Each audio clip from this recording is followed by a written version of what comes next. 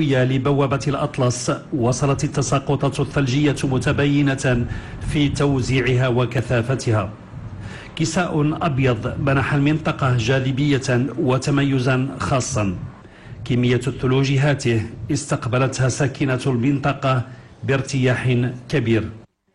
هاد الثلجاجات قبل الليالي كتبشر بالخير، الحمد لله الماء غادي يتزاد في العيون وما يخص خير ان شاء الله بحول الله.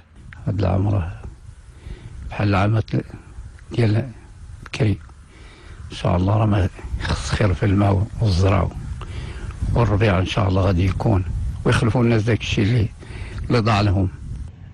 الإقليم في تنوع أنشطته الزراعية وتموقعه الهام وتفرده بالانتشار الواسع لضيعة الأشجار وخاصة الورديات التي تزايدت مساحتها مع مخطط المغرب الأخضر، فإن هذا القطاع الحيوي الذي يناهز 40,000 هكتار سيشهد مع هذه التساقطات الثلجية سيشهد تحسنا مهما. هذا الشجر دابا تيشد البرودة في وقت الغلة كيكون زوين، اللهم لك الحمد. غير شويه هاد الخدمه شويه هادي راه بخير، اللهم لك الحمد.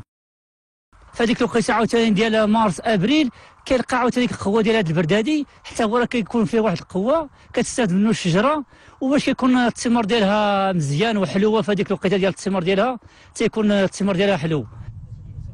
مؤشر إيجابي تسجله المنطقة، انعكاساته الاقتصادية والبيئية كبيرة خاصة والإقليم يعتبر مجالا ضمن الخزان الطبيعي الوطني للمياه.